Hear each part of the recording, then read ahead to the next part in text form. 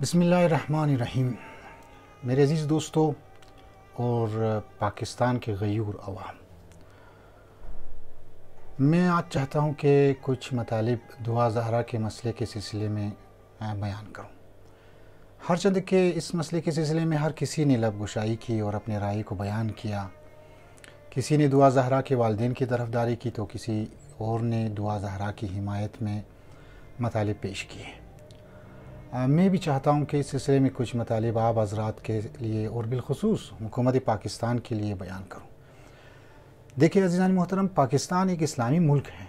یہاں جب عمران خان اور عدم تحریک کے سلسلے میں کرائسس پاکستان میں شروع ہو جاتے ہیں تو 12 بجے عدالتیں کھول دی جاتی ہے اور اس مسئلے کے حل کے لیے چیف جسٹس صاحبان عدالت میں تشریف لے آتے ہیں۔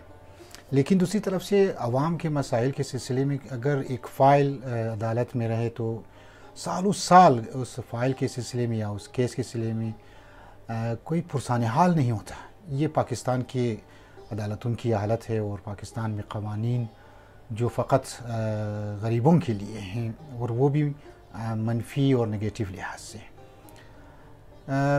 دعا زہرا کا مسئلہ اتنا بھی پیچیدہ نہیں کہ ہر کوئی آ کر سوشل میڈیا میں اپنے زاویے سے اس مسئلے کو بیان کر دے۔ جب ایک ملک میں قانون ہے، جب ایک ملک میں پولیس ہے، جب ایک ملک میں فوج ہے، جب ایک ملک میں عدالت ہے، تو آخر واقعاً میرا سوال یہ ہے کہ کیا وجہ ہے کہ اس مسئلے کو پائے تکمیل تک نہیں پہنچایا جا رہا اور اس مسئلے کو حل نہیں کیا جا رہا۔ اگر واقعاً اس واقعے کے پیچھے کوئی مثلاً کوئی خطرناک گینگ ہے یا خطرناک افراد ہے تو واقعاً پاکستان کا قانون اور یہاں کی عدالتیں اتنی کمزور ہیں کہ ان افراد کو گرفتار نہیں کر سکتے یا اس مسئلے کو حل نہیں کر سکتے۔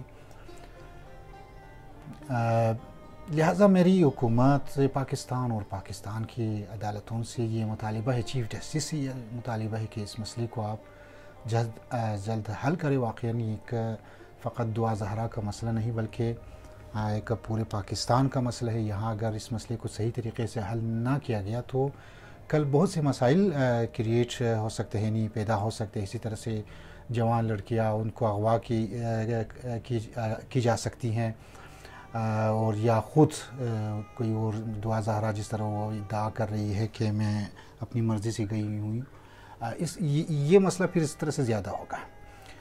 دوسرا نقطہ جو میں یہاں بیان کرنا چاہتا ہوں وہ دعا زہرا کے لیے ہے۔ دیکھیں، آپ میری بہن کی طرح ہیں اور میں بعنوان ایک عالم دین، شیعہ عالم دین، آپ سے کچھ گزارشات کرنا چاہتا ہوں۔ آپ دیکھیں، اگر آپ پیروکار اہل بیت علیہ السلام ہیں اور آپ کا خاندان بھی اہل بیت علیہ السلام سے تعلق رکھتے ہیں، کیا آپ نے واقعاً قرآن کو نہیں پڑھا کہ حتیٰ والدین کے سامنے حوف تک کرنا منع ہے؟ کیا اہل بیت علیہ السلام نے، کیا رسول خدا صلی اللہ علیہ وآلہ وسلم نے، کیا امام علی علیہ السلام نے اور دوسرے ائمہ معصومین نے والدین کی اور ماں باپ کی جو احترام ہے، ان کی جو عظمت ہے، وہ بیان نہیں کیا؟ کیا آپ نے ایک روایت بھی نہیں پڑھی یا کسی عالم سے نہیں سنا ہے؟ اگر برفرض یہ کہ بقول آپ کے والدین غلطی پہ تو پھر بھی آپ کا رویہ اہل بیت علیہ السلام کی تعلیمات کی بالکل منافی ہے۔ لہٰذا میں امید کرتا ہوں کہ آپ جلد از جلد اپنے والدین سے ملاقات کر کے ان سے معافی مانگیں گے اور اس مسئلے کو آپ حل کریں گے۔ مجھے نہیں معلوم کہ دعا زہرا کا جو شوہر ہے وہ شوہر بھی ہے یا نہیں، یا اس کے پیچھے اور کوئی مسئلہ ہے۔ میں بہرحال مسئلے کے تہ تک میں نہیں پہنچا ہوں، لیکن میں دعا زہرا کا جو شوہر ہے یا بقول ان کے ان کو یہ بتانا چاہتا ہوں کہ آپ کو واقعاً کس نے حق دیا کہ دعا زہرا کو آپ ان کے والدین سے دور رکھیں؟ اگر دعا زہرا برفرض یہ کہ خود جانا نہیں چاہتی تو آپ اس کو آمادہ کریں، اس کو تیار کریں کہ جا کر اپنے والدین سے معافی مانگے اور اس مسئلے کو خیر خوبی حل کرے۔ دیکھیں میرے عزیز دوستو، اور خصوصاً دعا زہرا اور ان کا جو شوہر ہے اور جو لڑکے کی جو فیملیز ہیں، میں ان کو یہی کہنا چاہوں گا آخر میں کہ یہ دنیا یہ گزر جانے والی ہے۔ والآخرت خیر و ابقا، آخرت باقی رہنے والی چیزیں ہیں، دنیا کے چند دن کی لذت کی خاطر اپنی اس آخرت کی زندگی کو آپ تباہ و برباد نہ کریں۔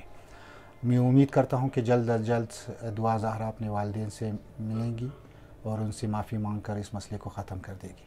والسلام علیکم ورحمۃ اللہ وبرکاتہ۔